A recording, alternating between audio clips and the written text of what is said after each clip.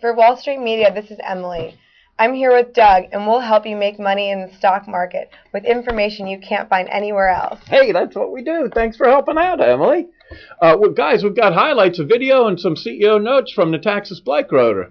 What do you have for us? Well, we have a video of Phil Mukulek, Chairman and CEO of Interoil IOC, discusses significant discovery in the frontier basin like the elk and the antelope. The discovery enhances the prospectivity of the Archeage trend. Mid-October 2008 will begin the extraction, and the result will significantly enhance the ability to quantify resources and the options available. Going into the upstream, that's why a lot of you are here. We're a majority equity stake in about 8.5 million acres. We've had a significant second discovery in the antelope structure. That's on top of the elk discovery. And both of those establish common contacts. Over 2,000 foot of gas column has now been established from the highest known gas to the lowest known gas. And that's not a 20-foot pay that's draped over 15 kilometers. It's effectively a pure gas column. And we're at the tail end of the wedge on it. The productivity is extremely high. We had over 100 million a day out of 2 wells. The last well was restricted by a small ID on the tubing string. We were below 4 inches, and they have 105 million a day is at the physical capacity limits of that size pipe, and that's phenomenal.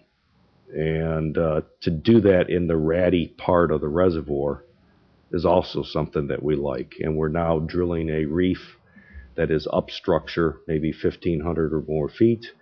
And we think that will send a lot of differences in what you have anywhere in the lower 48 and a lot of places international. So there's a lot of focus on what we're doing. And we're about to spud a key up structure well. It maybe is today. But I haven't got the report yet, but we expect it this week. What also occurred is the gas and liquids ratio materially improved from about 5 barrels to 18. We saw rates as high as 24, and we did not get to test a key section of about 40 meters, 120 foot, where we had significant liquid hydrocarbons at surface and cuttings. And we would hope that the condensate and yield ratios will improve. On that, we're doing third-party upstream feed work in order to look at separating the condensate early to accelerate early cash flow. And that engineering has been done, it's been engaged, and it'll be ready that at the base of this next well, when we test it, we can adjust the final parameters. And we look at if the increases are there, go into a monetization early prior to LNG. That's the fundamentals of what we're looking at. Cool stuff, man. These guys, Australians, I like Australians, right? And they have their Elk 4 whale. Well, last month they did record flow from it. They had the Prime Minister from Papua New Guinea was there to see, right? Super impressive, man. And with energy, I think it's like a lot of things, right? I think winners win.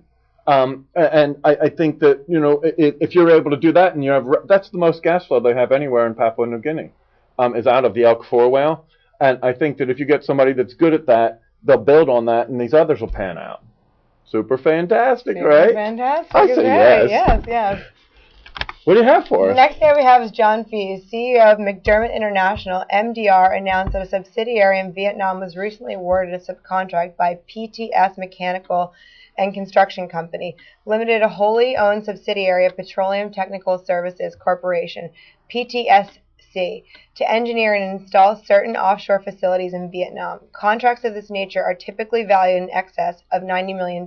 Vietnam, super cool. My wife's going over next week. No way, really? Yeah, she's going to go over for a month. And German Mike and I are going to be looking around for some opportunities over there. Yeah, I think they're booming, and I think there's an awful lot that we can do over there. I agree on that one. Yeah. Exactly. I'll let you know if you need to pack your bags. Uh-huh. We're going to shoot from Vietnam. All right, next guy we have is Jeff Hume, Senior VP of Operations of Continental Resources, CLR, discusses future productions and reserve growth opportunities in several emerging plays and their focus on horizontal drilling in unconventional resource plays. Yeah, these guys can do some really cool stuff, and as the energy prices were up, they're back down now. The world's ending now, in case you weren't aware of that, right? Yes. The Dow's down at like 89. The world's not ending, guys. It'll all be fine. You just trust your Uncle Doug. These guys can do some cool stuff, and when the energy prices are higher, it's worth putting in the new technology, like the horizontal drilling. You know, it's really neat stuff that they can do now. So we have Mike Collier, Investor Relations Manager of Wilburow's Group, WG, discuss the main pipeline contracts in Canada, like the Trans-Canada and the Filateville Express Pipeline. Canada is having strong crude oil extractions activity, and the pipeline construction industry is booming. Yeah, and I know their oil sands industry is booming as well. We do an oil sands conference, or two of them, right, German? Yeah. Manolo Zingia, President and CEO of BPZ Resources. BPZ has the exclusive exploitation of the Peruvian wells known as Curvina and Delfin. BPZ extracts either gas and oil.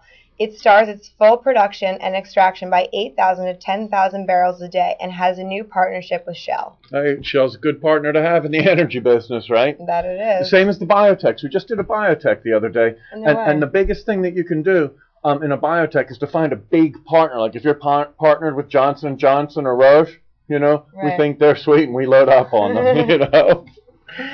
All right. Victor Patrick, Vice President of Walters Industries, WLT, reported that they plan to separate their finance business from their coal business, and they see low-quality coal prices beginning to spread out in the price in the near future. Hey, fabulous. Thanks for your help, Emily. Oh, no problem. Guys, you hang in there.